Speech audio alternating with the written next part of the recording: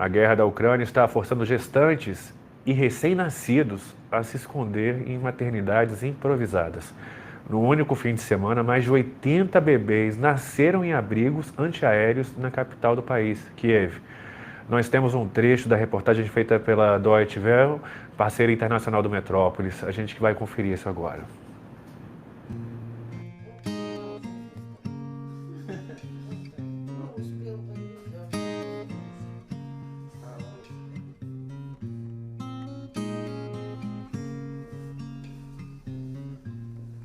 Когда война началась и скорые вообще перестали ездить, то это страшно. Дома как-то не хочется вообще. И машины нет, скорой нет, не знаешь, куда бежать, не знаешь, что делать. Это страшно. А здесь уже врачи рядом, сестры рядом, помогут.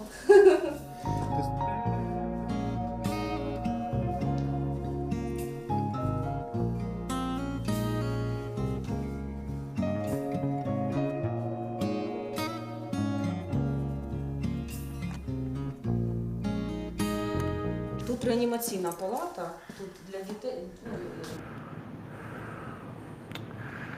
Que tristeza, né? Esse material completo você pode conferir no nosso portal Metrópolis. E já são 27 dias de conflito ali na Europa. Até o momento não há nem perspectiva de uma trégua entre Rússia e a Ucrânia. Ainda assim, ministros dos dois países adiantaram hoje o que esperam para os próximos dias. Por um lado, a Rússia cobrou agilidade nas negociações de paz, enquanto os ucranianos acreditam em ao menos mais 3 semanas de bombardeio. Bom, e enquanto as autoridades russas e ucranianas tentam um acordo, o presidente norte-americano dá sinais de engajamento nesse conflito. Os Estados Unidos anunciaram hoje que Joe Biden irá visitar nos próximos dias as tropas da OTAN que estão na fronteira da Polônia com a Ucrânia. O conselheiro de segurança dos Estados Unidos, Jack Sullivan, deu detalhes no cronograma do presidente em entrevista transmitida ao vivo pela Casa Branca. De acordo com ele, a ideia é enviar uma mensagem de que a OTAN está preparada e comprometida com aliados. Sullivan ainda pontuou que o mundo está mais unido e que o objetivo é proteger o povo ucraniano, aumentar as sanções contra a Rússia e também reforçar o poder do Ocidente. Bom, ainda nesse assunto da guerra no leste europeu, o presidente ucraniano Volodymyr Zelensky continua empenhado em se reunir com Vladimir Putin, que é o líder russo.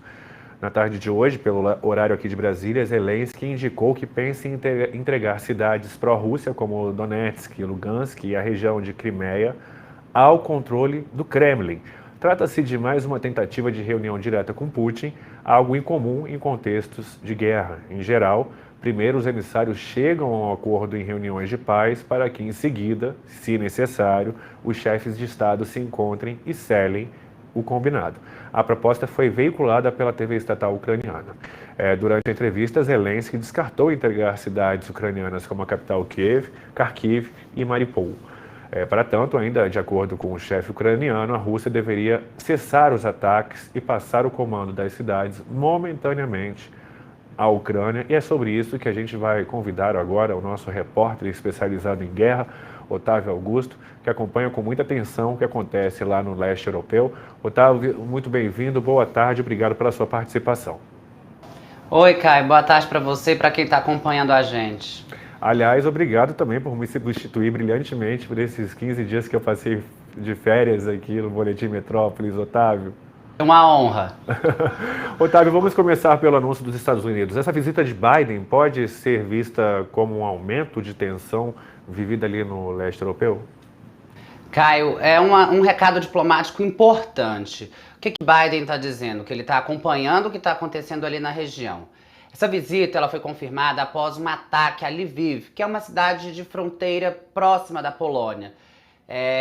Isso na semana passada. O que acontece? Que um bombardeio russo, mesmo que não intencional à Polônia, provocaria uma escalada de violência na guerra. A Polônia é um país que pertence à OTAN, que é aquela organização militar coordenada pelos Estados Unidos.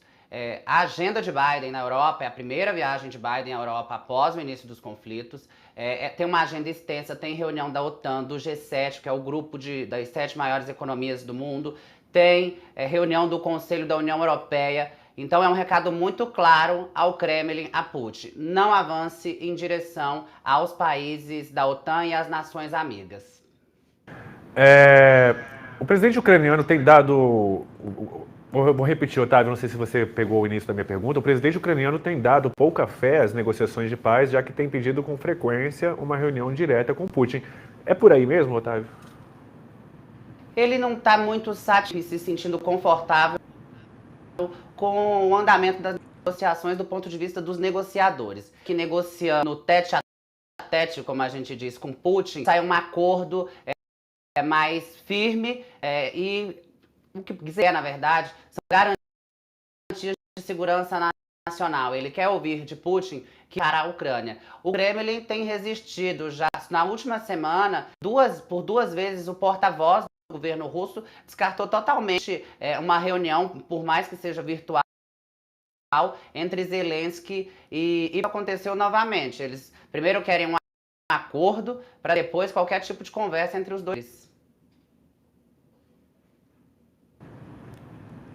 Isso. Otávio, e como é que está a questão de número de vítimas, os ucranianos que precisam passar por aqueles corredores humanitários para deixar o país?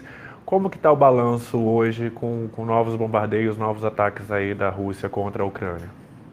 Olha, Caio, a ONU ainda não divulgou o número total desde o início do conflito com a atualização de hoje. O que o governo ucraniano diz é que 8.000 pessoas deixaram o país pelos principais corredores.